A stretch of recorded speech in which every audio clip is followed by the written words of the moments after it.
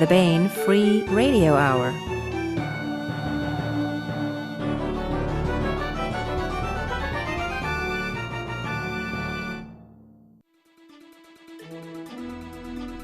On the podcast, kaleidoscopes and a calliope that plays rock lobster backward. Burnt out ends of smoky space navies. Plus, we continue with our complete audiobook serialization of John Ringo's Under a Graveyard Sky. All right now. Welcome to the Baen Free Radio Hour podcast. It's an honor to have you along. I'm Baen editor Tony Daniel, along with... I'm Baen editorial assistant Christopher Rocchio. And I'm publishing intern Rachel Mintel. So we have a part two of our two-part interview with David Weber and Joelle Presby this time. David and Joelle discussed their new entry in the Multiverse Series, The Road to Hell. This is the world where magic meets steampunk science. It's called the Arcana Sharona universe, although the series is called the Multiverse Series.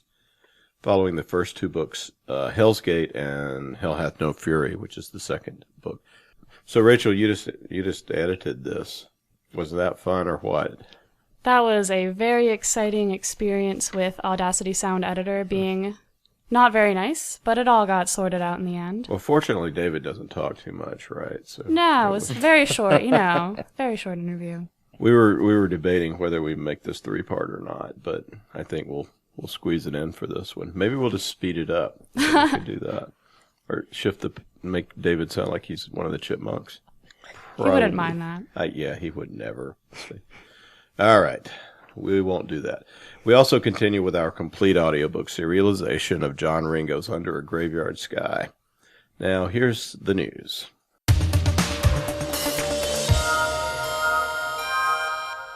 There's new fiction and non-fiction on the Baen.com main page. It's free and it's good stuff. First, there's Trouble, the Changeling, and the Fuka by Dave Freer. This is a tale of Irish elven magic. That's also a setup for Dave's new young adult novel, Changeling's Island. I highly recommend this tale, and I really want to put in a plug for Changeling's Island. I think it's a dang good book, and certainly can be enjoyed by adults, and I expect both of you to read it. It's short, too. We only really call it a YA because it has a youthful protagonist. It's a contemporary fantasy coming-of-age story set on the Australian island where Dave Freer actually lives and shoots wallabies for food, apparently, and goes... Tasty. I was reading about that yesterday. Goes diving. According to his Twitter page, he is self-sufficient, which is amazing. He fishes. He goes diving for fish and gets them with a spear gun often. Oh, wow. How does he have time to write? Well, he doesn't have to. All that. He doesn't have to go to the grocery store. He has that does plenty save of time. I guess. Yeah. Less traffic. Well, I think it's his day job. He's really good. He's an ichthyologist by training, so he probably easily identifies the edible fish. I don't know, but he gets a lot of these things called crayfish, although they're actually like gigantic Australian lobsters.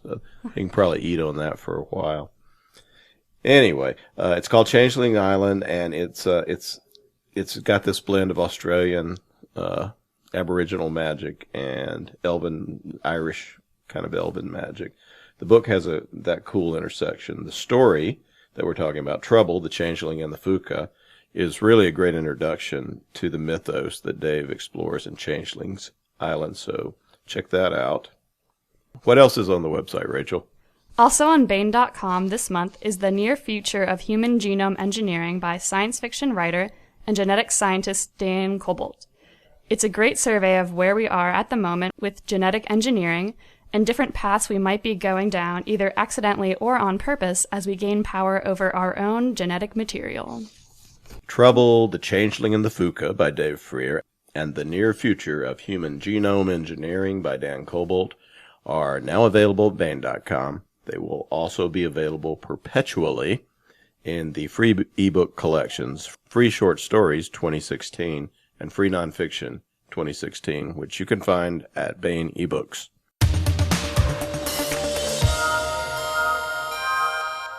This is part 2 of a 2-part interview with David Weber and Joelle Presby, in which they discuss their new entry in David Weber's Multiverse Series, The Road to Hell. Part 1 was presented on the previous podcast.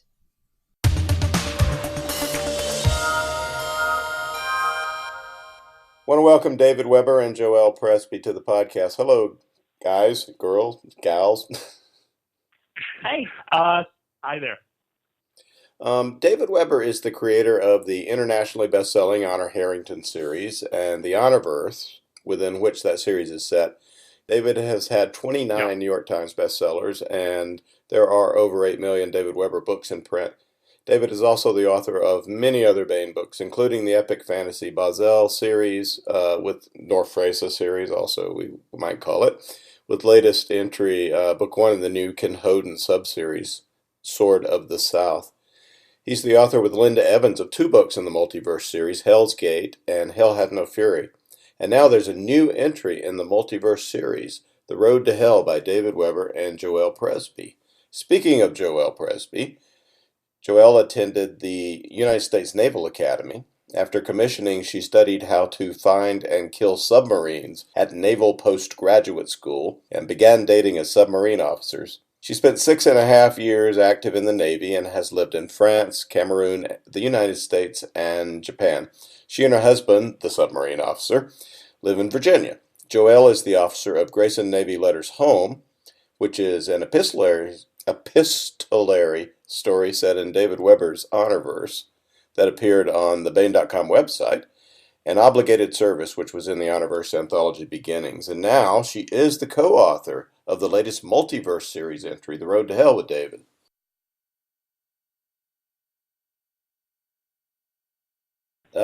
The oath that they take is the oath not to change the future once you get a glimpse. Nope. No? There's What no is oath it? about that. Nope. The oath is basically that I'll die before I do less than my best. I mean, that's what it comes down to. Seriously, that's pretty much what they're committed to. And if they have a glimpse that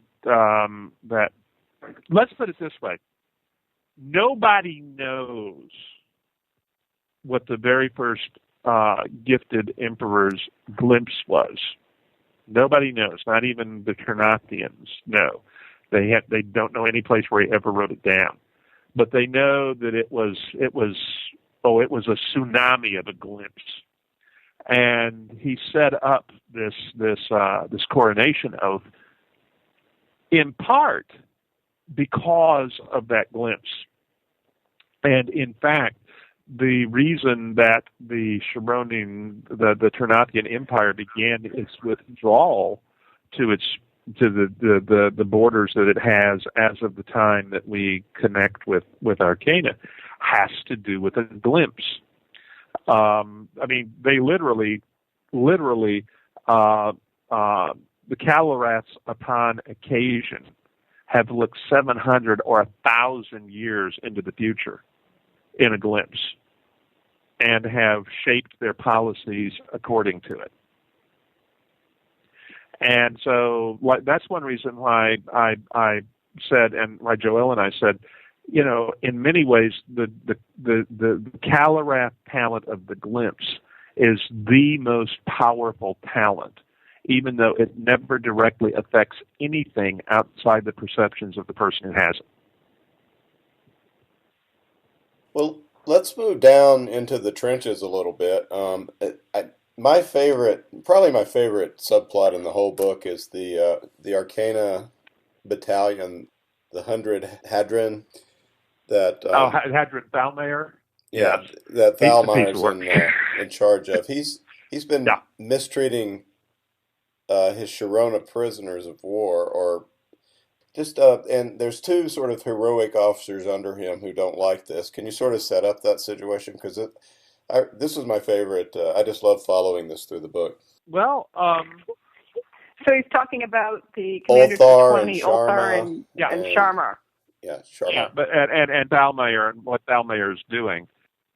Thalmayer is an interesting character. In a lot of ways, he's scum of the earth. And if you like him the first time you meet him in the book, then I really screwed up because you weren't supposed to. And his problem, in part, is he believes that the Sharonans who were trying to heal him were actually torturing him and trying to take over his mind. And he believes this in part because he's a friggin' idiot. But he genuinely has convinced himself of it, and that justifies, in his mind, his horrendously abusing the talented healers who were trying to heal him. There's a distinct difference. Remember, we were talking about how the gifts are stronger than the talents, but the talents are more broadly distributed. Talented healers can do incredible things from the viewpoint of our culture in terms of encouraging natural healing, dealing with mental trauma, etc. But they can't hold a candle to what a fully trained magistron can do in terms of healing, regrowing nervous tissue, healing the wounds of somebody who's basically had third-degree burns over 80% of his body, pulling him through, and within like a couple of days having him up and walking around again. So that's the level of healing that Thalmayer attaches to gifted healers. This is how it's supposed to work. Well, the Sharonans can't do that. He's paralyzed because his spine was injured. So they're not fixing his legs. Instead, they're always in the back of his brain. They're doing all this stuff, kind of thing. So he feels, even while they were doing their dead level best to help him, that in fact they were torturing him. And even though they've testified under truth spell, which means they have to be telling the truth, that they were doing their best to heal him, he chooses not to believe it. And so he's basically beating them to death a little bit at a time. I will let Joelle tell you what the 20s under his command think of this. Yeah. I think I misspoke. I think they're actually commanders of 25. But, yeah. No, they're commanders of 50. They're 50s. They're 50s. Oh, 50s. That's right. The 25s are only the pilots that we've met. They're Air Force geeks. Okay. Right.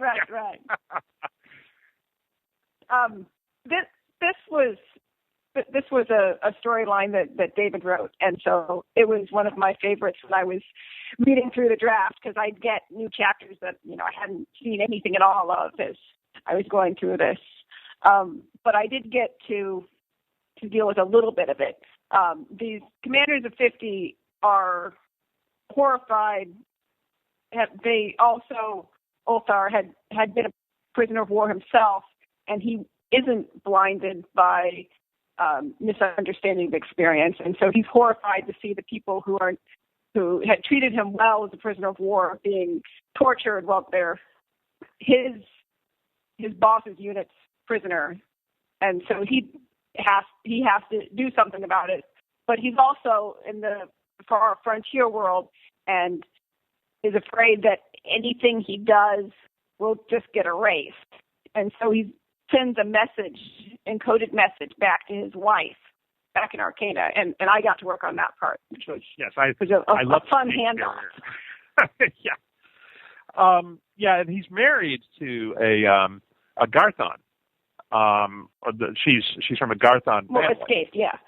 Yeah, and so she's like, this whole situation is being deliberately manipulated on the Arcanan side by people who want to essentially overthrow or at least remake the Union of Arcana into their much darker image of what it should be. And the folks who are doing it are the Mythlans, the guys that we talked about who are the nasty. They're not so much racist as they are anybody who doesn't have talent should obviously be the slave of anybody who does. And they have this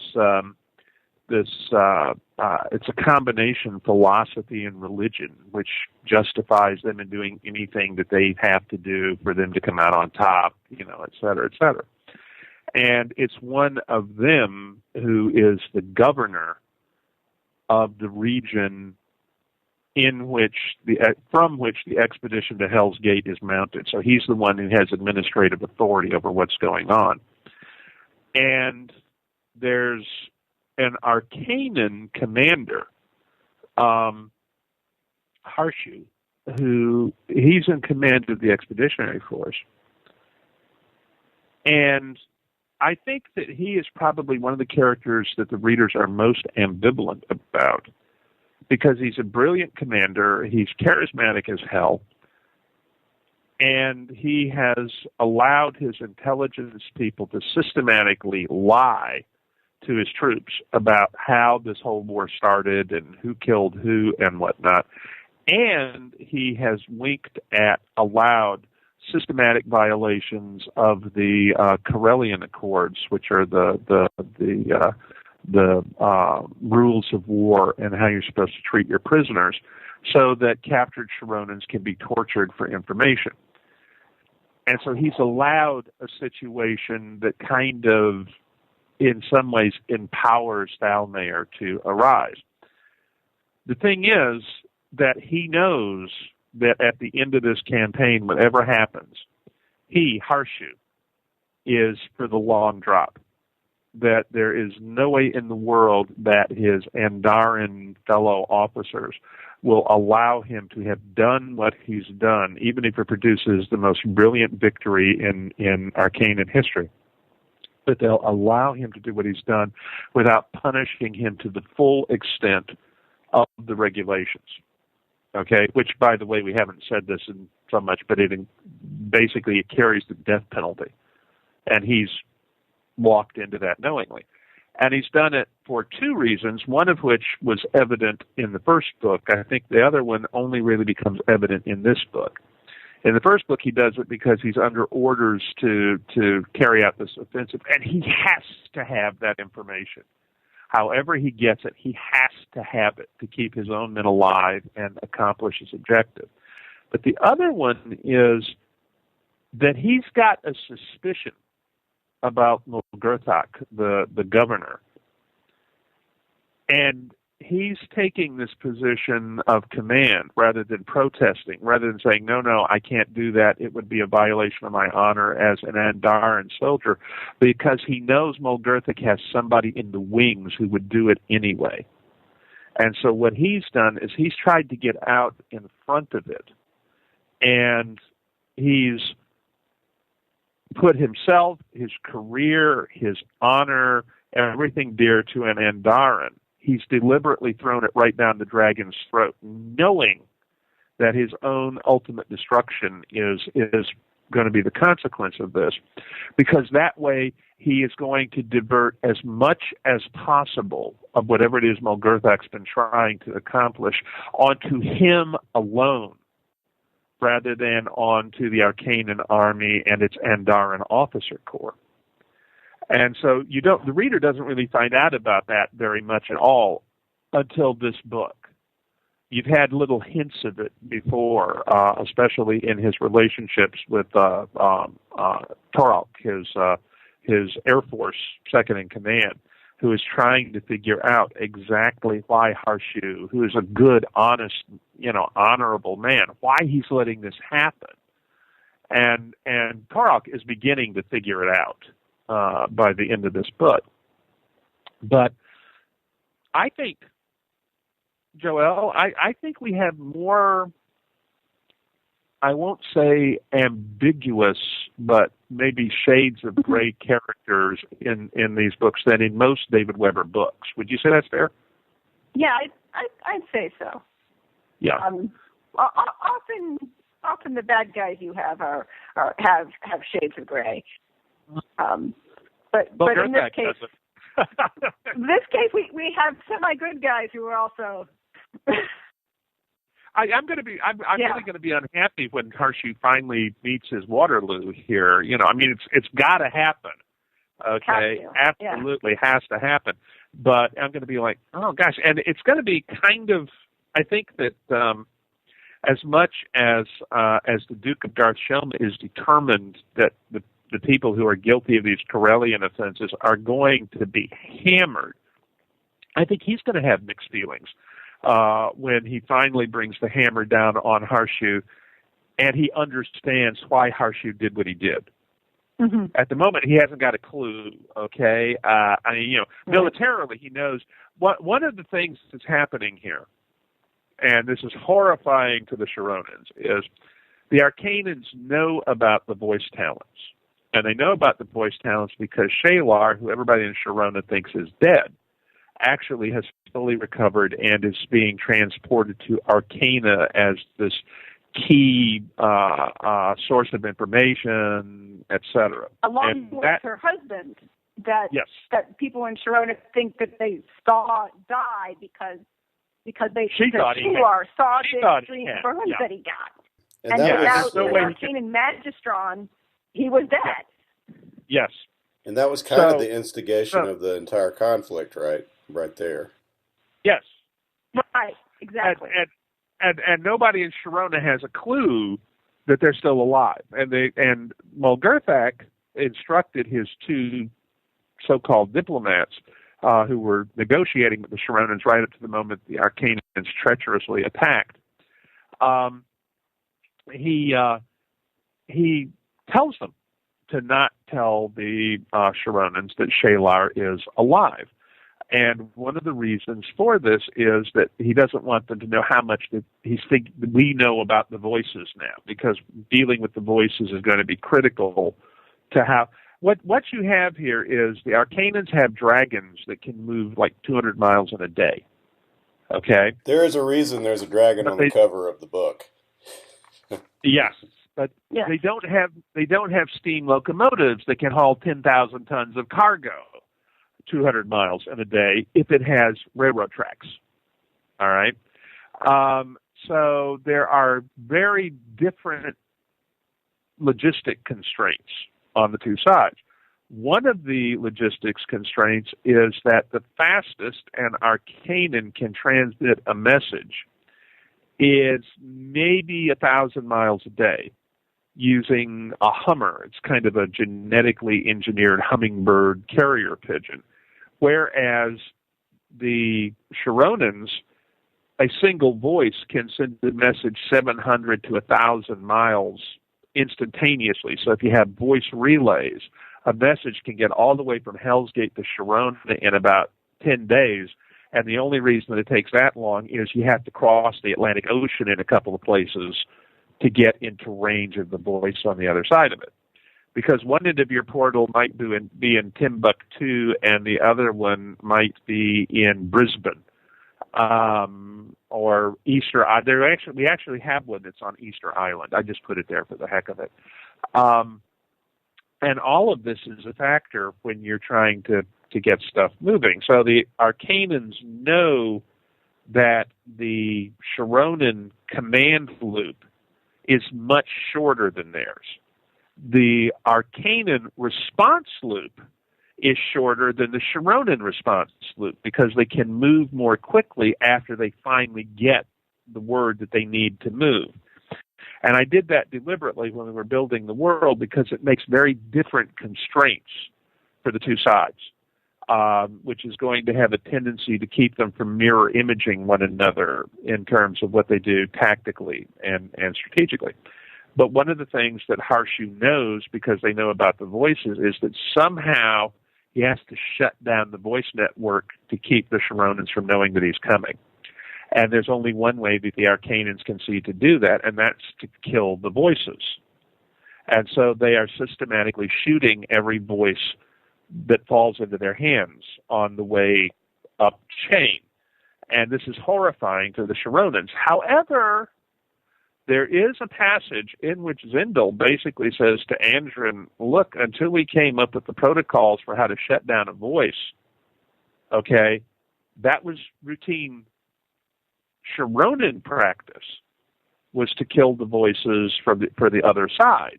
And yes, it's been like, I don't know, like 11,000 years or something since they've had the protocols to shut them down. But the Arcanans never had them, if you see what I'm saying. It's just another reason why both sides are going to see the other as barbarians. Oh, absolutely. Well, okay. The whole thing with the diplomats, okay? The Sharonans, when they sit down to talk to the diplomats, never say, oh, and by the way, we're going to formally promise that we won't resume hostilities. Okay?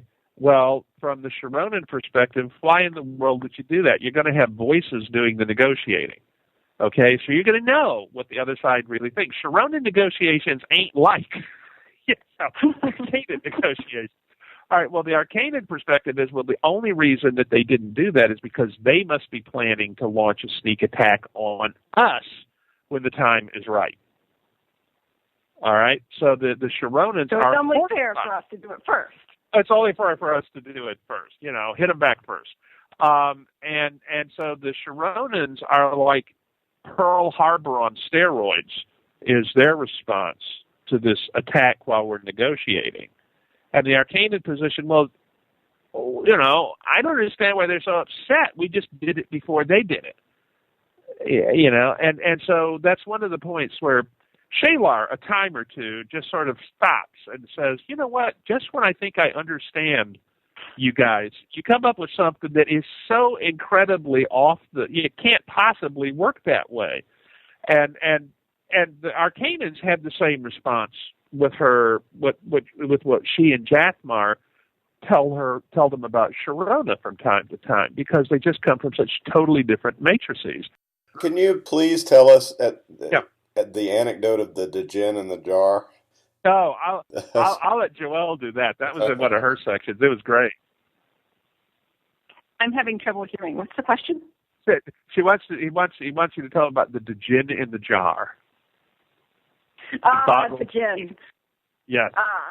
Well, that one's interesting because on one hand you get to learn a little bit about how strong some of the weapons that Arcana has really are that Sharona really doesn't have at all. Where there are these djinn that were created as a weapon of war by actually the Mithlid Shakira, cast lords, and some of their most gifted magisters that they had at the time when they were doing the Unification War. Of course, at the time it wasn't called the Unification War because they didn't know it was going to end that way. Yeah. But as a result of this, there are these djinn that if you unbottle them, you can ask them. They'll grant you wishes, but they're djinn and they lie and they'll abduct the most beautiful woman on the continent and appear her in front of you, and well, she's just been kidnapped and she's not happy. And there are djinn victim aid societies that deal with this, and police units that go and right and track down the criminals who've gone and illegally used a djinn and get the djinn to go back in the bottle because the djinn find it all this big joke to play, thankfully. Otherwise, everybody would be annihilated by them. Well, yeah, and one of the points that I love is where Jalar and Jathmar are like looking at it like, horrible, how do you destroy one? And they say, you can't. Nobody's ever done it. And they're like, oh my God, what were you people thinking? It's like, it wasn't us. It was Shakira. They're all crazy. I think it's... Go ahead. That's actually the Shakira using this weapon against the Andaran armies and navies brought in the Ransarans into the war to begin with. And so it's actually strategically the beginning of the end for the Mithlins that they went so overboard. Well, and the Ransarans are in sort of an uneasy... Okay. Sharona is really, in a lot of ways, bipolar in terms of the power balance. Let's put it this way. The Urmatian Empire of Chabad-Busar does not want to piss the Ternathians off into actually going to war with them. From Urmatia's viewpoint, it would be a very short, painful, ugly experience. Okay, the only thing they got going for them is that the Ternathians don't want to do it, kind of thing. Right. But there's really only the two main poles to the power. There's a lot of smaller, like Shalar's home country and other states that are like Farnalia, who are like, oh man, they're like Farnalia's in North America, and they're like, I loved ourselves mother's attitude towards it. The only reason Zindel's emperor is he won the genetic lottery, kind of thing. They're good Republicans, kind of thing. In the sense of believing in a republic. But by and large, you really only have two major power blocks. In Arcana, there are three. There's the Ransarans, who are the pragmatic. I think of them as really the most successful capitalists of Arcana. They are the ones who have done the most to take the various arcanely produced technologies and develop them into something that is usable by the general public and whatnot. They come up with a lot more practical applications of magic than anybody else. And they really are this whole notion of aristocracy and codes of, arcane codes of aristocratic honor and so forth is very foreign to their thinking. And they really don't like the militarism they see as inherent in Andaran society. Okay, then you have the Mythalans, and they are they regard themselves as the theoreticians of magic. They are like all the Hawkings and Einsteins, as far as they're concerned, have been Mythalan. They're wrong about that, but that's how they see it and how it's large. They do have a lot. Yes. Yeah.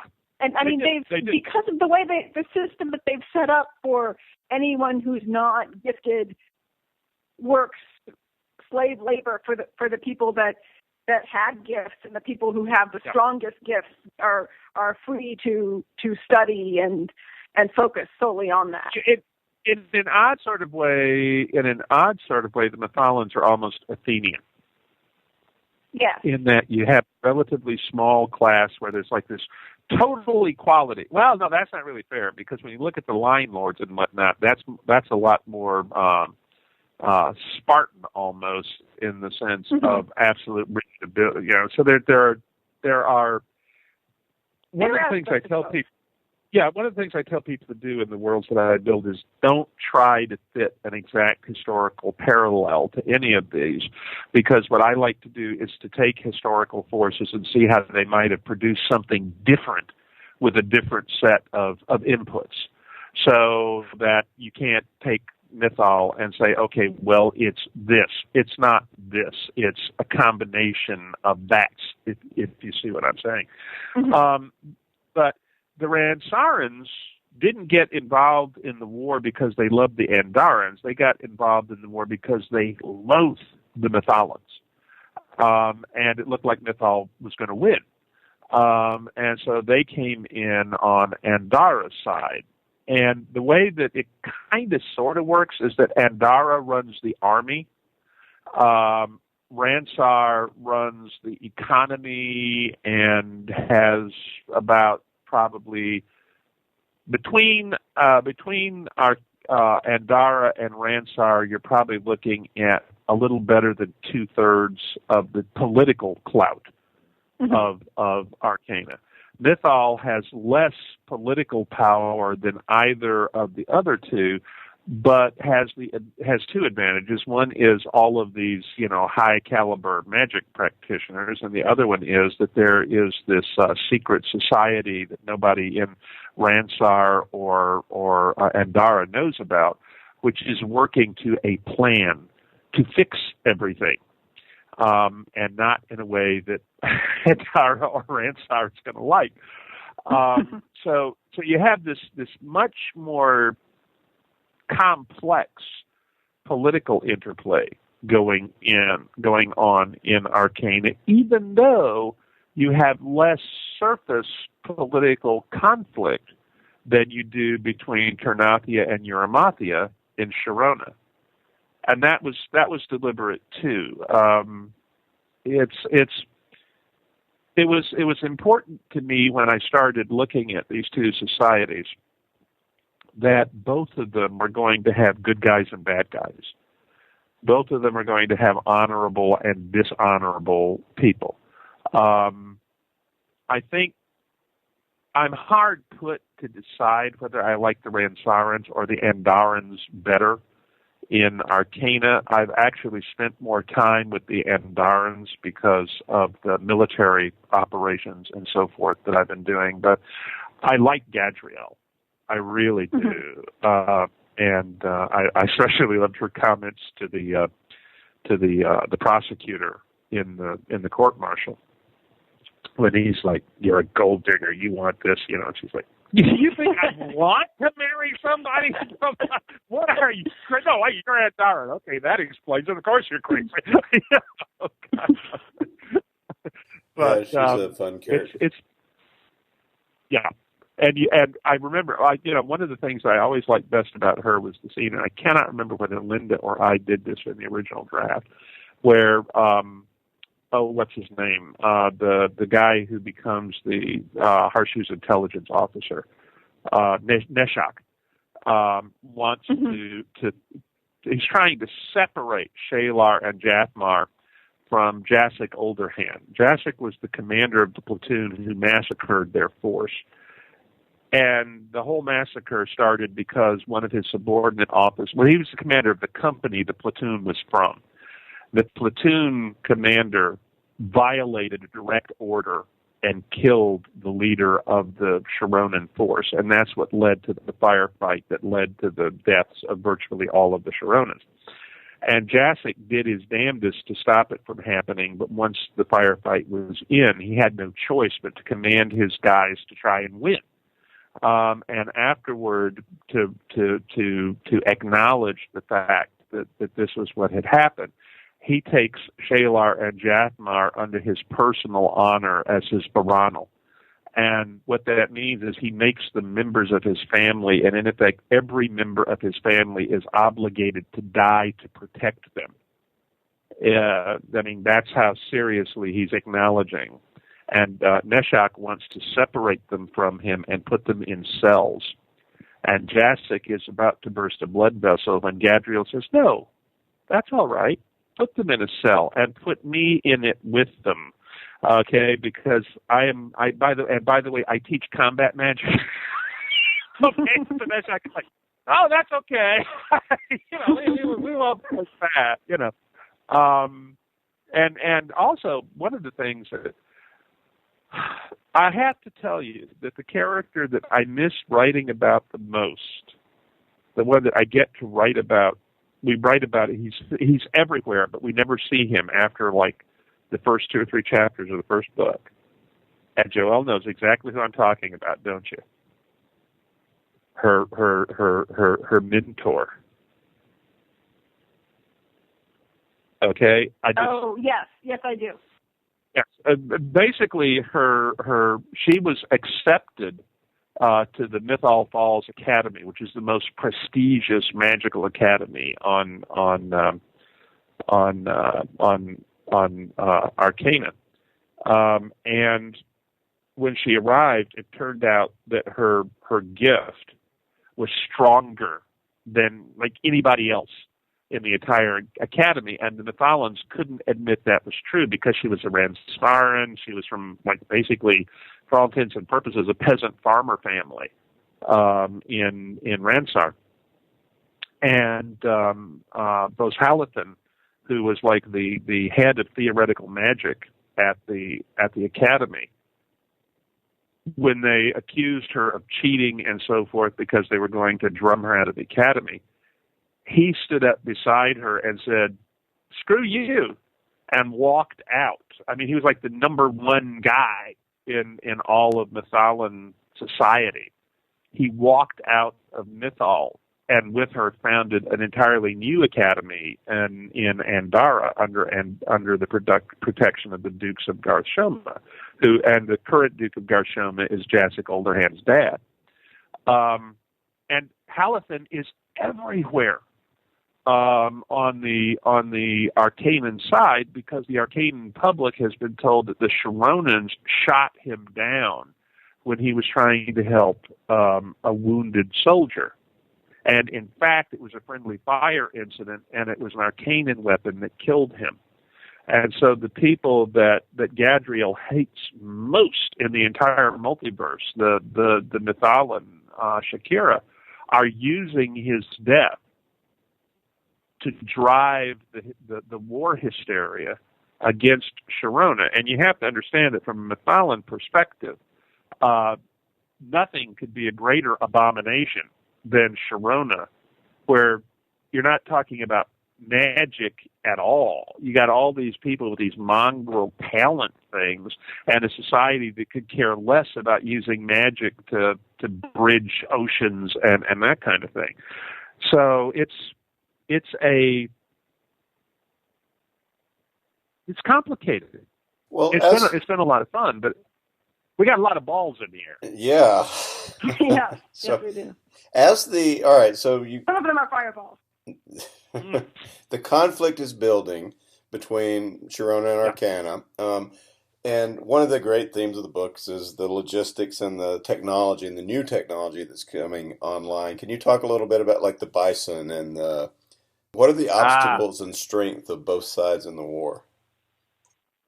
Okay, the primary strength of the Arcanums is that, in effect, they're built around the concept of air mobile infantry. They can move huge distances in relatively short periods of time, and your typical dragon weighs like 40 to 60 tons and can transport its own weight plus a little bit if it has to. And it can transport it like literally, it's like they can fly like at 100 miles an hour for like 6 hours a day or something like that. I'd have to actually pull up the numbers to look. But they have enormous speed when they decide to move. And terrain is not a problem. They don't care whether the portal has a railroad in it or anything. Boom, they can travel.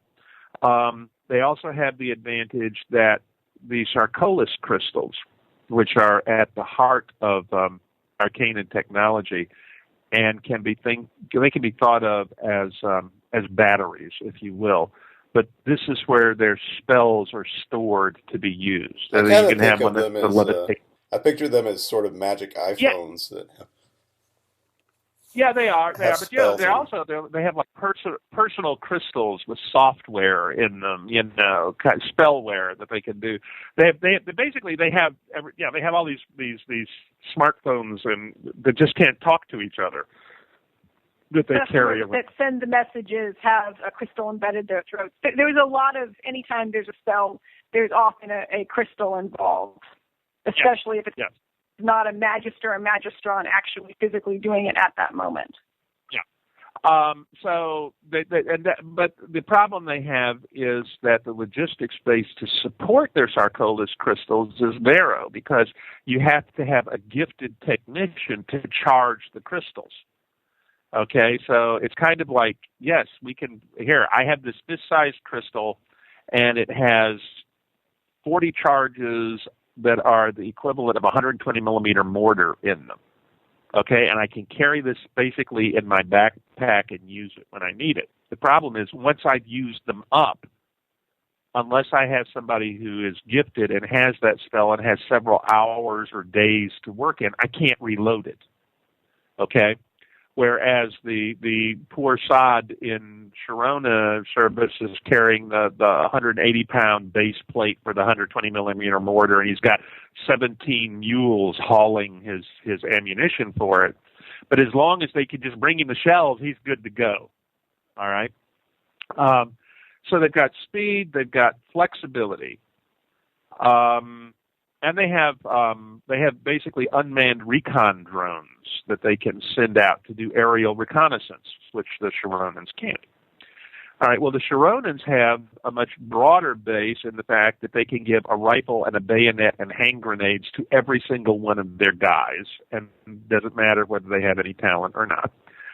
They have good artillery. They have railroads. and can literally send like 10,000 tons at a time booming down the line to wherever they need to be. So once they start moving, they move with a lot more power than any of the Arcanum forces we've seen so far has been able to do. Bear in mind that the Arcanums are a lot further towards the frontier than the Chironans because they've explored so many more star systems, so many more universes. I think, if I'm remembering the math correctly, they've explored like 3.5 times as many as the Arcanums have. So they're operating at the end of a much longer logistics pipeline in a lot of ways than the Chironans are. The Chironans have the advantage in communication times because they have the voices. There are reconnaissance spells that the Arcanums can use, but they're not as good as the distance viewers, who are talented Chironans who can actually project their viewpoint to remote distance. Now, there's a range limitation on it.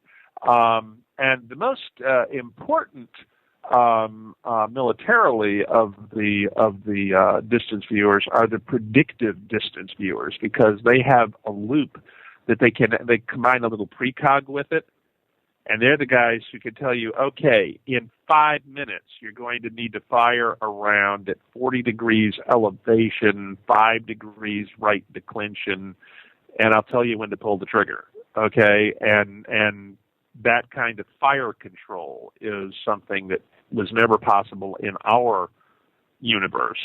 They don't need, distance viewers don't need rangefinders.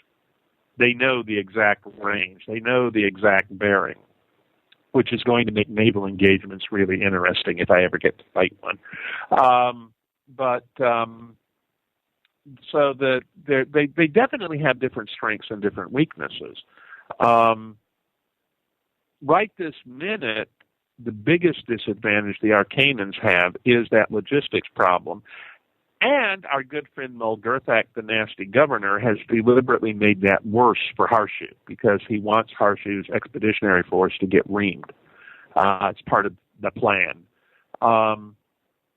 And so even though I do think that Changorlas, the commander of the 4th Dragoon Division, who came up with the strategy that the Chironans use in this book, even though I think he definitely deserves all of the credit he's going to get for audacity and thinking outside the box and everything else. One reason that it works as well as it does is that he's correctly deduced that the Arcanums are operating on a logistical bootstring. He just doesn't know why it's that way. And he's partly right that it's because they're so far from home, this is all they had available. But he doesn't know that Mulgerthak is deliberately starving his own advanced troops of the logistical support that they need. And shortly, in the next book, he will also be discovering that Shalar is still alive. I actually think that one of my favorite characters in the entire book is the commander of Fort Gartoon, which is where Hadrigan Thalmayer is doing his thing. Once life starts getting kind of crappy for the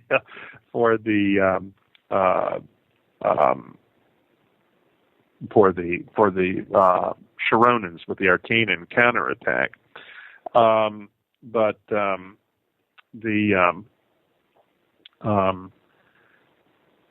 He's an Arpathian, and they're kind of from the steppes of Eurasia, I've always thought he was an interesting guy. He's the one who, when he sees griffins attacking his fort for the first time, steps out onto the veranda of his headquarters block with a pump 8-gauge shotgun and nails about 7 of them. Kind of thing. But it's just like, well, that's what you do with demons. You kill them. Sounds kind of like Patton. Yeah. Well, and when the 250s decide to bust his guys out of the brig, he's far and away senior to either of them, and they're like, "Oh crap, we are so screwed because Balmayer got away, and he's going to go tell Harshu that we mutinied, and we're all going to get dead." And these guys just like, "Seems to me you boys got a problem." I've always liked him, but there's some guys on both sides who are like that. Okay, I like Otwal Threbish, the sergeant, he's like the long-term sergeant major on the Arcanum side, and Joelle, help me, I can't remember the name of the Garthon in the, you know what I'm talking about. It starts with a J. I do. I just can't remember. Yes. Jugstar. Yeah. Trooper yes. Jugstar. Yes, and these are kind of like Jasek's little guys. I got a hunch that Otwal and Jengthar are both going to leave the service when Jasek goes into politics. I can just see them, becoming part of his household, his security guys. Yeah. But and one of the wonderful things is Joelle and I know where ultimately we'd like the series to go, but we have not painted ourselves in on a lot of how we get there.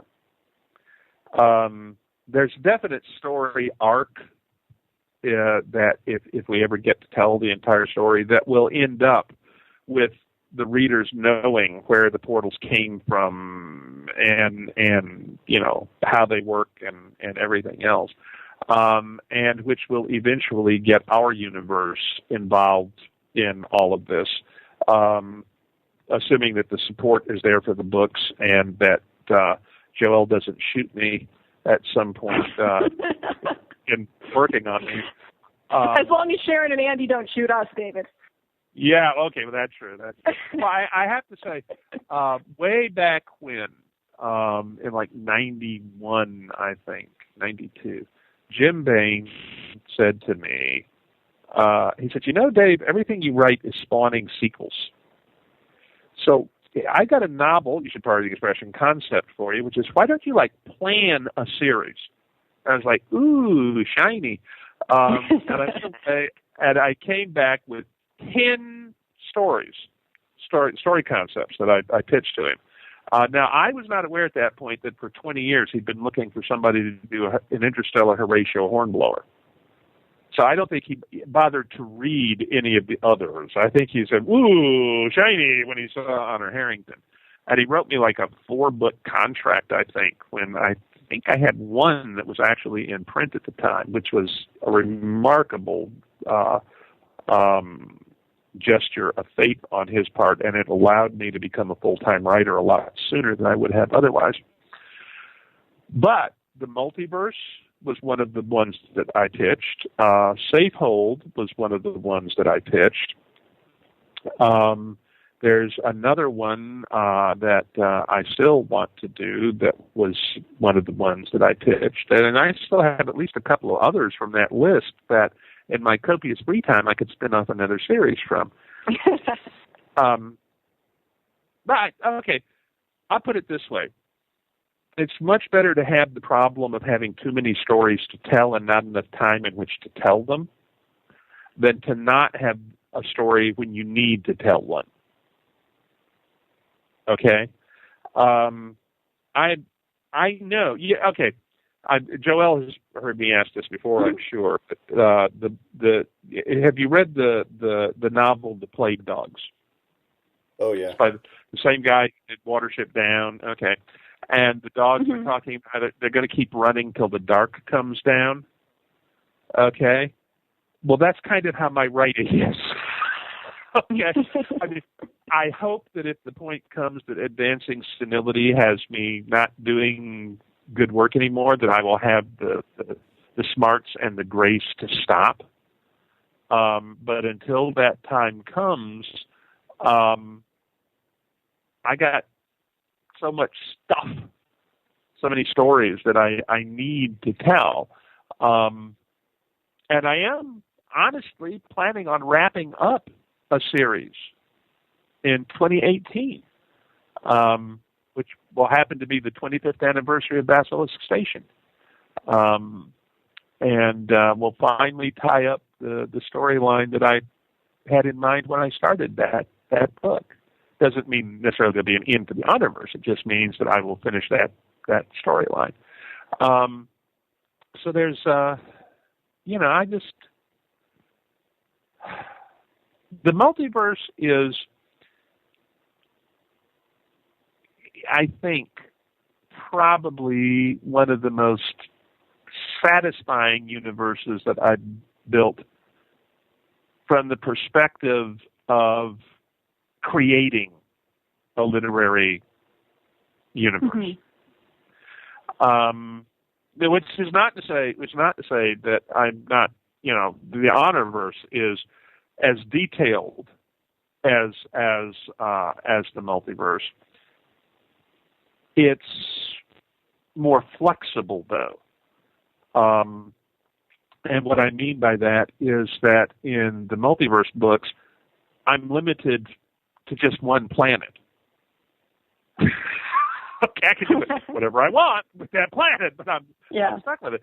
And Joelle and I can have as many iterations of it as we need, but it's still the same planet. And it's like when the Sharonans, for example, are exploring a new universe, it's like the main thing is to find out where the portal is, because once they can orient, and let's say Comstock load is 500 miles that way, and they move out to exploit whatever they need to exploit. So it's what you're really looking. I mean, all right. If you just sit down and actually think about the potential here, let's say that there are 4 billion Sharonans, picking a number. Okay, that's 4 billion human beings who have like 80 planets to spread out on. So in theory, okay, your 4 billion people have got like 50 million on each of the planets available to them. Okay, so it's like, look, they got the population of the east coast of the United States spread out across the entire planet. So there are, that whole thing about the expanding frontier and how it affected the thinking of the United States. Think about applying that on a planetary basis. And what that means in terms of the cultures involved.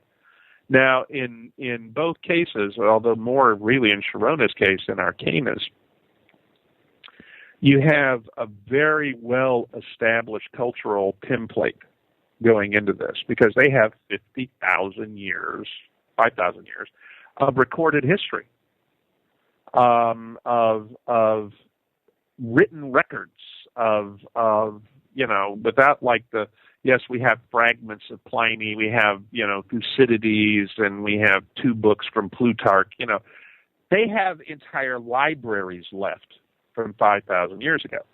So in some ways, this is an ancient culture, much more so than Arcana. And yet, in a lot of other ways, Sharona is much less bound by its past. If you look at like the Farnalians, the New Farnalians, and in North America and so forth. So it's been a lot of fun to play with that part of the story. The where does this extremely long established society go? There's a line in Poul Anderson's The High Crusade that I've always loved, and it's the passage where the Baron from Plantagenet, England, who winds up conquering the Interstellar Empire, but he's negotiating with this other race, and he doesn't want them to know that he has basically just his longbowmen and whatnot who were born that got kidnapped, kind of thing. So one of them is asking, if he's trying to find out if the Baron has sufficient seniority to negotiate with him, without impugning the honor of the other person. And the Baron tells Brother Parvus, who is translating for him, tell him that one of my ancestors, Noah, once commanded the combined fleets of Earth. That was such a gorgeous line. And I could see one of these Sharonans coming up with that kind of thing. I do hope that Joelle and I get to continue the series, and partly because it was so much fun working with her on it, and also I think we have actually assembled the groundwork that we need to make it much easier next time around. The first time around, because I was building as I went along, there wasn't as much need to go back and keep checking what we'd already done. When we started this third book, we're like, oh, crap, because Joelle was coming to it cold, which meant that she needed as much background as I could possibly give her in order to keep everything where it needs to be. And I had to go back and reconstruct it for myself. And in doing that, it's kind of like that, when one teaches to learn kind of thing. And I feel like some parts of the multiverse got brought into much sharper focus for me, working my way through. Oh, one thing I want to say much earlier, I mentioned the fact that one of the differences between Sharona and Arcana is that their scientific methods are exactly reversed. Sharona uses our version of the scientific method, which is the purpose of the experiment is to disprove the theory. And if you can't disprove it, then it stands. Demonstrate that you can do it. And this leads to some differences in mindset that aren't as apparent as that I think readers are not noticing too much because it's so buried in the woodwork. Okay? But that's one reason why Gadriel is so scared when she figures out why the rifle wouldn't fire in Arcana, the Sharonan rifle wouldn't fire in Arcana, and then why it did. Should we tell them what that is, Joelle, or let them wait to find out in the next book? I think we should let them wait to find out. We will let them wait to find out. Well, we should... definitely. Should probably... Because that's also part of the coolness with the simians and everything. And oh my God! Yes. Yeah, there's just so much else to talk about. That the cetaceans, the simians. It's such an amazing, rich world. Yeah. Okay. Well, one of my favorite characters that Joelle came up with in the entire book, probably my two favorite characters, her simian ambassador Sulan. He's just like the orca with a scar over his eye. His name changes. Cleaver is the orca who talks the most. Yes, yes. I'm drawing a blank on the other one. I thought Teeth Cleaver had the scar above his eye. He was the one who was like, "I am black, I am white. They're just gray." Yeah. Yes. Oh, I was hoping we could bring that up. I love that. Yes. That was great. Yeah. The difference. Yeah, but we got the shark caller in there. I hope something bad's going to happen to him eventually. But one of the things that's going on here is, sometimes in just my books, much less in one that Joelle and I are both stirring, which is this big, there are going to be bad guys who just sort of disappear into the woodwork and never get dealt with, never get a comeuppance, because that's the way it works.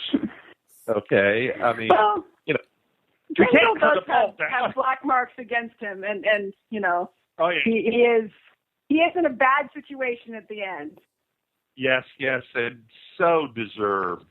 Very much so. Yeah, he's not a nice person. He's actually, he reminds me a little bit of Hannah Arendt's comment about the banality of evil. The problem with Drindle is that he's not a nice person who does not realize how much nastier than him people can get. Yes, he thinks he's as nasty as it gets. That is his error. That is his main failing. He thought that. I think he changed his mind there towards the end, when it's like, all I want is to get out of here alive, please. Yeah.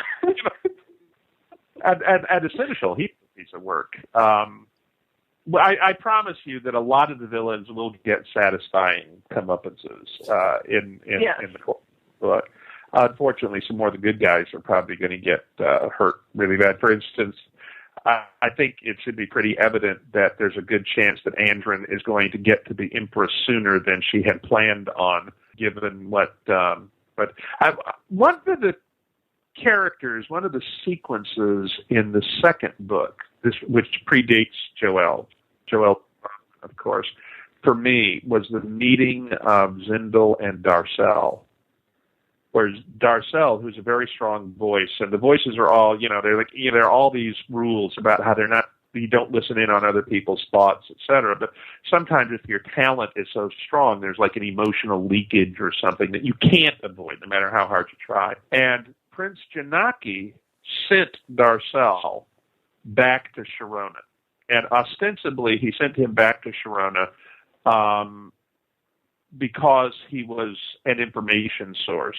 And partly it was to keep him from destroying himself, seeking vengeance on Arcanum for the slaughter of his entire crew of explorers. He's the only member of the crew that Shalar and Jathmar were in, as far as anyone in Sharona knows. He's the only survivor because he was back at the entry portal to the universe relaying messages rather than forward with them when this happened. But Jasik also has partial glimpse where Darcel is concerned. And Janaki has this glimpse that tells him that Darcel is going to be important to Andrin, but he doesn't have a lot. His talent is not such that he is. When Darcel gets to Sharona, Janaki has sent a letter of introduction to get Darcel in to see the Emperor, which Darcel is like, oh my God, he just wants to turn around and run. This one point he says, I'm a fast guy. If I turned and ran now, I could be all the way to the train station before they got me into the audience room.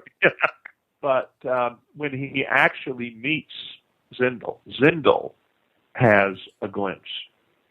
Actually, it's that evening when he's come to have dinner with the royal family. I think I can't remember exactly, but Zindel sees him being there for Andrin, sees how critical Darcel is going to be to Andrin's future, and because of the strength of Darcel's gift, and because of the strength of the glimpse, Darcel shares it with Zindel, and so. Even before he meets the Emperor's family, he knows all of the Emperor's daughters intimately, in a sense, because he's seen them through their father's eyes. And that scene, that event, is so central to where Darcel is and who he winds up being. That was one of the parts of the second book that I most enjoyed writing. Now, also, Tony, you asked earlier, and we strayed from the point. You asked about the Bisons. Mm-hmm.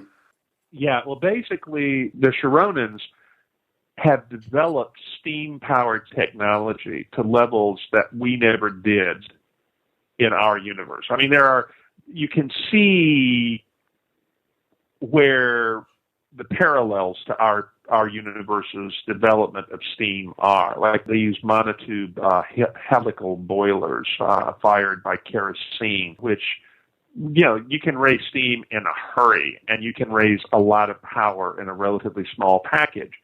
And people don't realize that if you direct couple a steam engine to the drive shaft of your vehicle, you don't need the kind of complicated transmission you need for if you're talking a reciprocating steam engine. So I got to play around with building vehicles that were never built, but theoretically could have been built in our universe. And the Ternathians have this guy who has this absurd notion that the entire army should move in vehicles.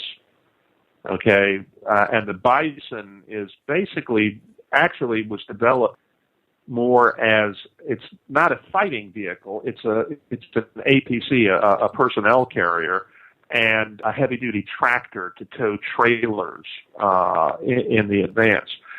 The steel mule is the half-track, and trust me, you're going to see vehicles with turreted cannon and whatnot turning up. Although I've decided I'm not going to call them tanks. I haven't decided what I am going to call them yet. I may steal H.G. Wells and call them land ships. I don't know, but well, a tank by any other name. Yeah, well, well, they're going to be armored fighting vehicles. That part will work, kind of thing. But they're also the Chironans, like the standard Chironan infantry weapon, standard Ternathian infantry weapon, is basically and a lot of the short Lee Enfield, the British magazine rifle bolt action from World War I. And they have a guy who he's in the Tech Bible, but we haven't seen him in the books yet. And he's kind of their John Moses Browning. And he's they actually have just begun to develop semi-automatic pistols and whatnot. And he's going to develop essentially the Maxim machine gun instead of the ones that they have now that are fired by turning a crank and using multiple barrels and whatnot. So it's going to get even uglier for the Arcanums. Now, on the other hand, the Arcanums are going to be like, you know what? They can fire shells through portals. There's no reason why we can't figure out something to throw a crystal through a portal and let the spell go off on the other side. Yes, you can't drive a spell across the portal, but you can fling a crystal across it. So it's going to, and I've actually, Joelle, I don't think I mentioned this to you. I actually have a plan noodling away in the back of my head to turn Griffins into cruise missiles. Think about that. Oh yeah. You load one up with a crystal that's like the equivalent, maybe a 2,000-pound bomb. So you go fly into the other guy's fort. The guy's like, "Okay, sure, boss." So and I am looking forward to the first time that one of those Shakira Hydras runs through a pod. The sea drakes, the Hydras. I don't think they may work out pretty well against sharks, but I don't think they're going to make out real well against a bunch of orcas who are like, you know what, we can outthink you as well as bite your various heads off. Or orcas that are actually sentient. Yes. Yes. Well, you're looking forward to this idea. Yes. Yeah. Not knowing about sea drakes, but to fight it again. What we haven't done, what we haven't told anybody yet, is whether or not the cetaceans in other universes are sentient. The only ones that we've actually seen this going on in is Chirona, but we haven't ruled out the possibility that there could be cetacean ambassadors in some of these other universes that we just haven't heard from yet. We do know that the simians, some of them, have done at least some expansion across portals. Yes, but it's kind of like I have to admit that I find the notion of the cetacean fifth column operating behind Arcanum lines hugely appealing. Okay, it's like, yes. Could they wear little berets? It did happen that some of the portals were underwater. Yes, it's like, your humans have harpoons, okay, and whaling ships. Our humans haven't done that kind of stuff for 4,000 years. You'll like ours better.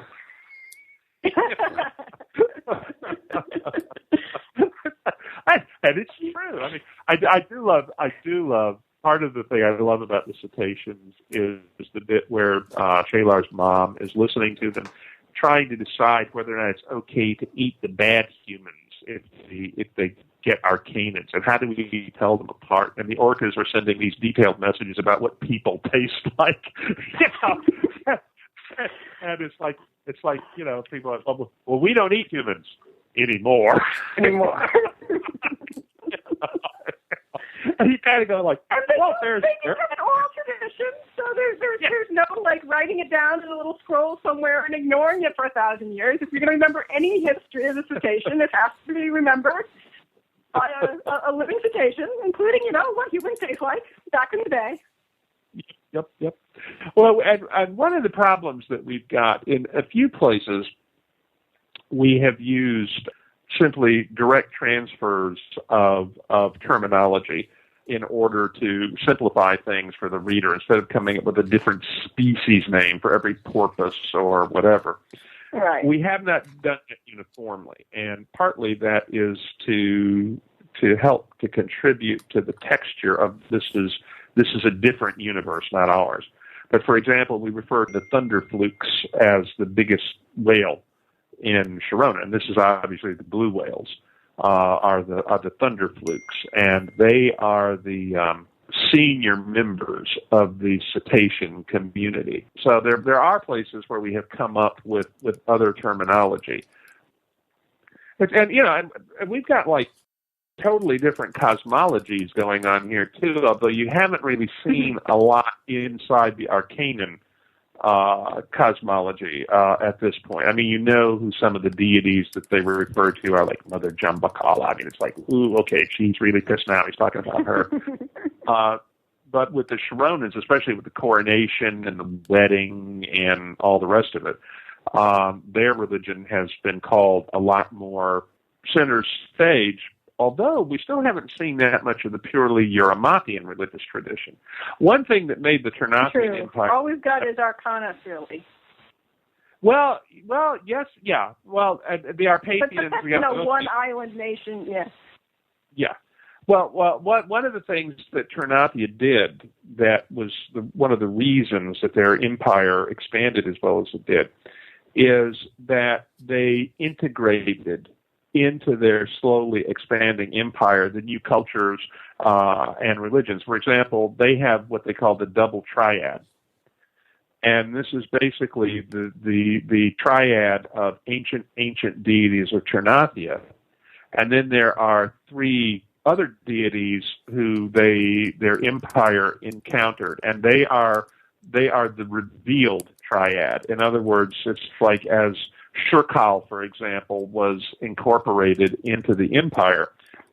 One of their deities, essentially, it was like this is the counterpart of Mother Maritha, and so this is the other part of the triad. And Ternathia genuinely did this. It was not just adopting forms. And so Ternathia changed at the same time that it was changing all these other cultures. And that was a huge reason that the empire lasted as long as it did before it voluntarily began contracting. And there are different theories on Sharona as to why that happened. It got too expensive. There were people who wanted out. There were this. There were that. None of these explanations have ever been completely satisfactory. And the imperial seat of the Ternathian Empire for a long time was Tajbana, which is basically Constantinople / Istanbul. And one of the little things that should have sort of started people thinking was that when the Kalaraths pulled back and Tajbana was no longer inside the borders of the Ternathian Empire, they never gave up the lease on the Grand Palace in Tajbana. They still owned it, even though they let other people live in it. And not everybody knew that they owned it, but they still owned it. And the reason they still owned it was that the emperor who started the pullback knew that someday they would be back. You needed that.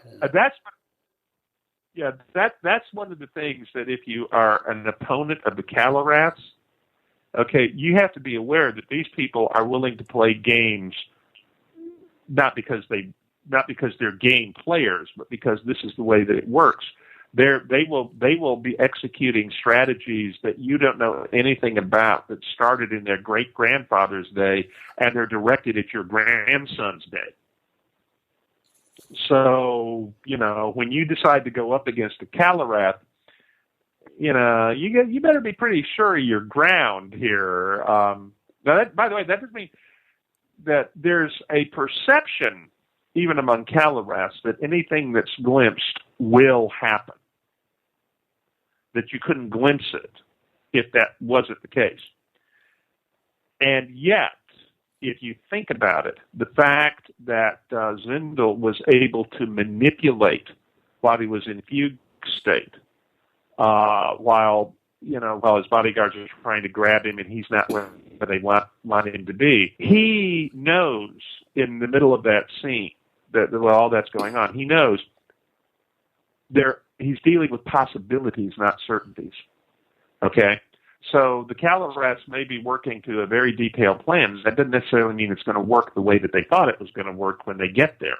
So it's kind of like, yes, it will be exactly that way, unless it's not.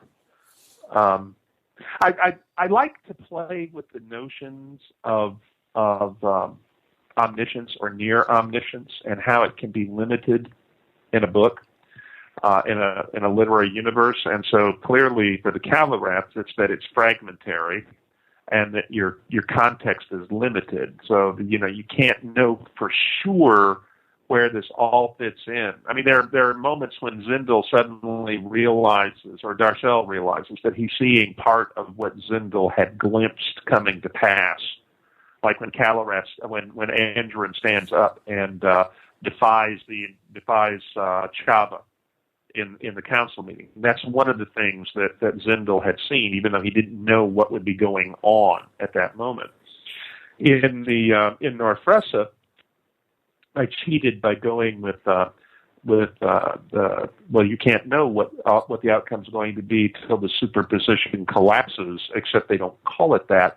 But the deities see all the possible outcomes, so they know exactly what will come to pass. They just don't know what will come to pass in this particular universe's frames. So, yes, we have omniscience. It doesn't help a lot, but we have omniscience. So, it's like, how do you make this work? How can you have one of these people who has this ability and not turn it into the device that drives the entire story and makes everything inevitable? And I've done two different ways in Northressa and in the multiverse. I have a third one that I would unfortunately have to launch another series to do. All Bye-bye, right. Tony. Good night. Thank Bye, you Tony. so much, both of you. Thank Good you. night. Bye. Oh, bye-bye. Bye.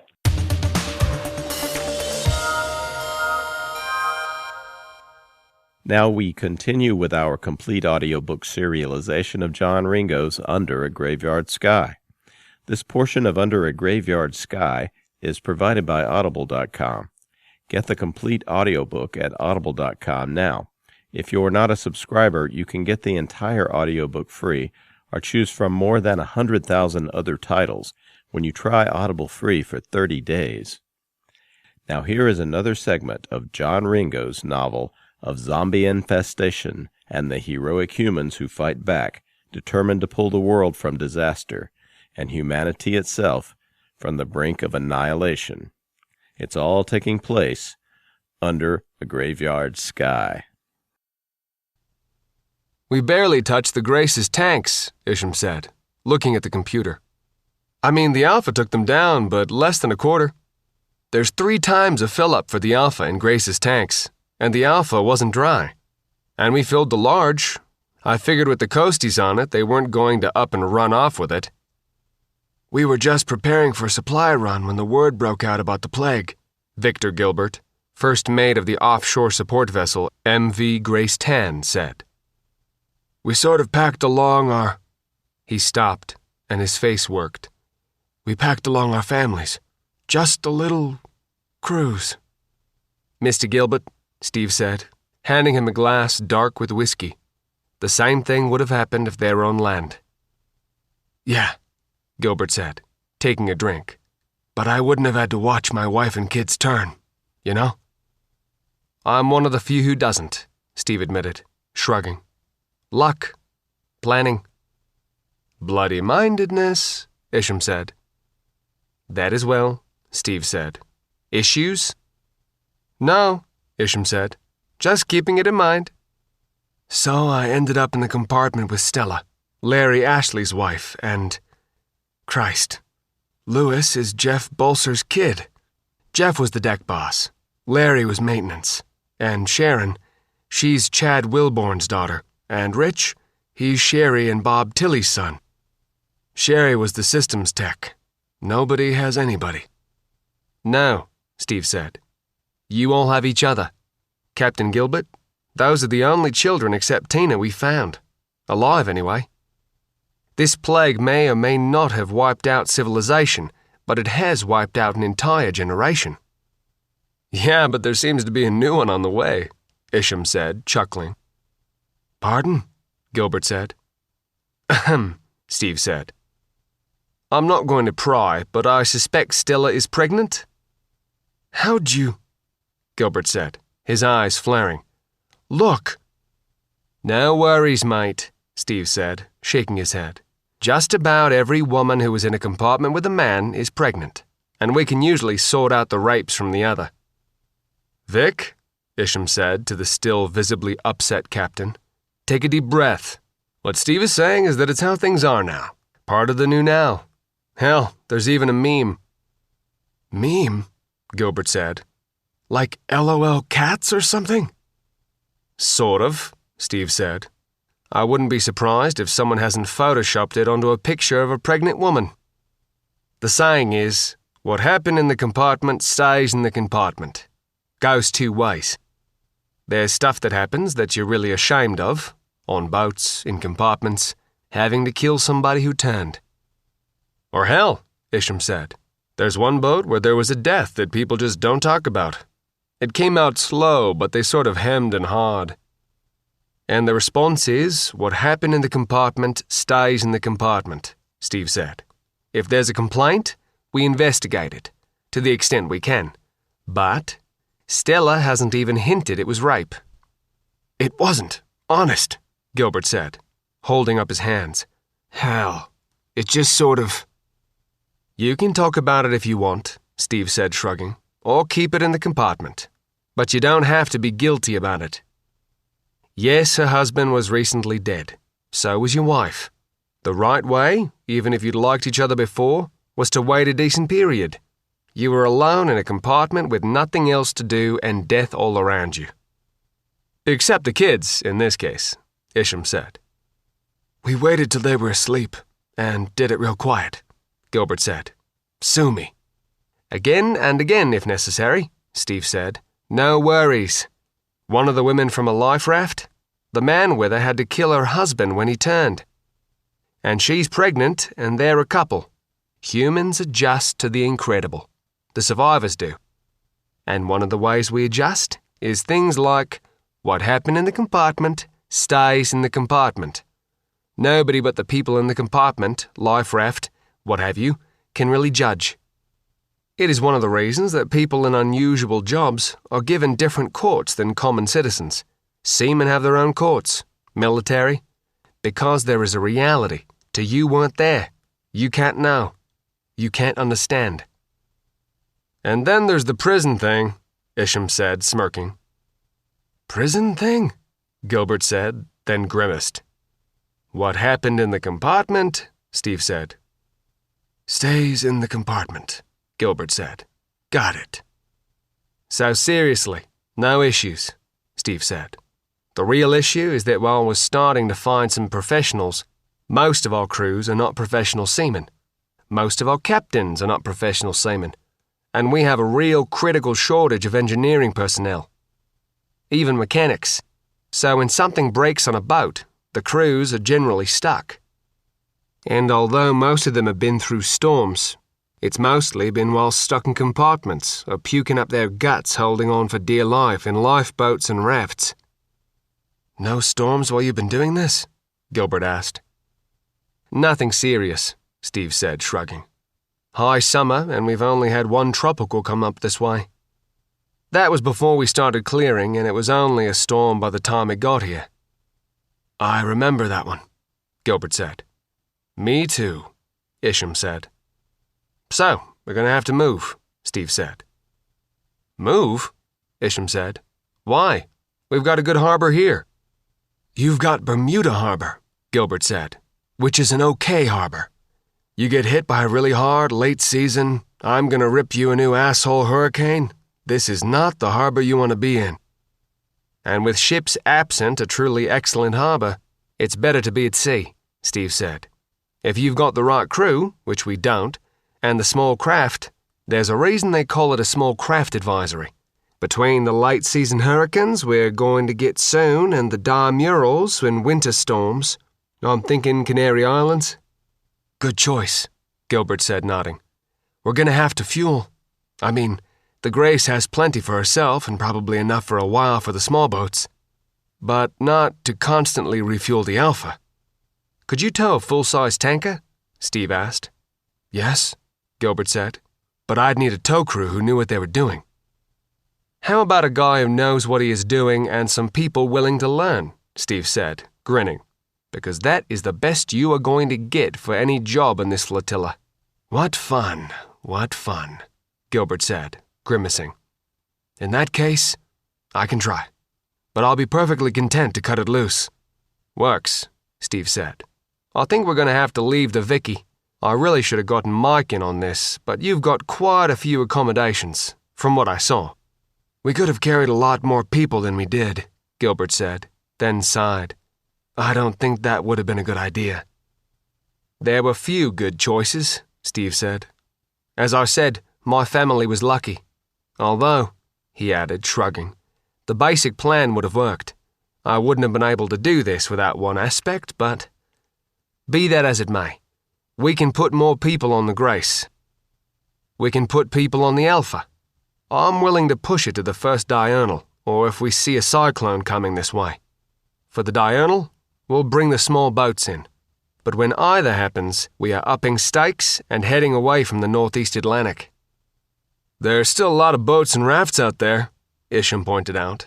And we can't rescue anyone if we're dead, Steve said. I am audacious, not stupid. Thereafter, we will head to the Canaries and do this same thing, more or less. There are distress beacons everywhere, and only we happy few, to clear them. Depending on how many EPIRBs there are in that area, we may cut back across the ocean to the Caribbean in winter. I would like to be off of Cuba by January. But I do not want to do that at the cost of leaving many behind. Which means we need more boats and more captains. Despite that, I'm going to start shutting down 35s, including the Endeavour, and I'm going to drag Captain Cheryl out of it if it's the last thing I do. Good luck, Isham said. Cheryl? Fully rated captain, Steve said, who is totally stuck on his tiny little Bertram 35. Used to run freighters for Maersk and chucked it. Had a hissy fit, as he puts it, for being a charter captain out of Charleston. Doesn't want the responsibility. I'm going to have to convince him otherwise. Like I said, Isham said, good luck. There was a knock on the door, and Isham looked at Steve. Enter, Steve called. Commodore, the young woman said nervously. Sorry, but Captain Cheryl is calling, and she says it's urgent. Speaking of Captain Gilligan, Steve said, where's the radio room on this tub? What's up, See fit? Steve said. You need to get out here, Cheryl replied instantly. Now. Steve was used to the irascible skipper's usual tones. Desperately serious was a new one. Details, he replied. You know how you're always talking about people dying, waiting for rescue in compartments? Yes, Steve said. It's a cruise ship. I'm watching that in real time. Get in your fucking tub and get your Aussie ass and all the guns you can find out here. I'll help clear this one. There are people still alive in their staterooms, and they're looking at me. I'm making a banner that says help is on the way. Hold on. Get out here, Wolf. Now. All ships relay that information to all receiving stations, Steve said. All vessels converge his Seafit's location. Large, time to earn your munificent pay from your friendly uncle, and time to fish or cut bait on the arms locker. Victoria, begin transfer all personnel and mobile equipment to Grace. Endeavour. Commodore, are you in radio range? Over. Envo pros, Seafit. Endeavour's about 20 miles away, Commodore. Cheryl called. Their response was preceding our location. Begin surface clearance, Steve said. Do not do entry until I arrive. Relay that, Cheryl. Commodore moving to location now. All vessels. Don't spare the horses. Wolf out. He looked over at Isham and Gilbert. Get all of Victoria's personnel and stores on your boat, Gilbert, Steve said. And any of the SLLs left. When you're cross-loaded, head to the location, Isham. Tell Captain Miguel to make ready for sea. Are you taking this? No time, Steve said. I wish I had something faster than the toy. That tears it, Galloway said. Sir? Commander Freeman said. I'm not talking about the captaincy, Commander, Galloway said. But we're also not going to stand by and let who knows how many survivors die sealed into a cruise ship. Get me the Dallas and Charlotte.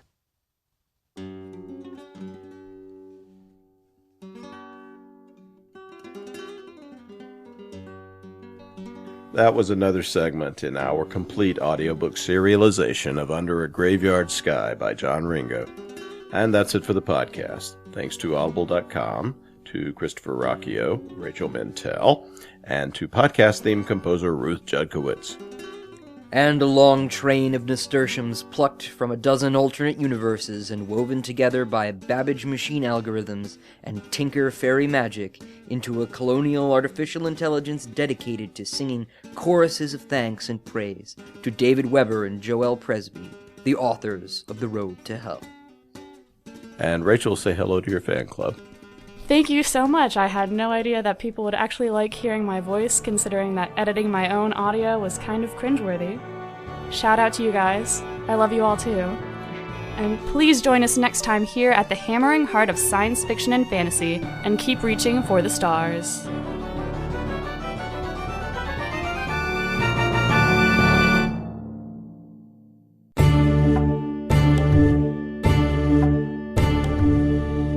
The Baen Free Radio Hour is brought to you by Baen Books Audio Drama, presenting dramatized audio plays of the best science fiction and fantasy with a professional cast and cinema quality soundtracks.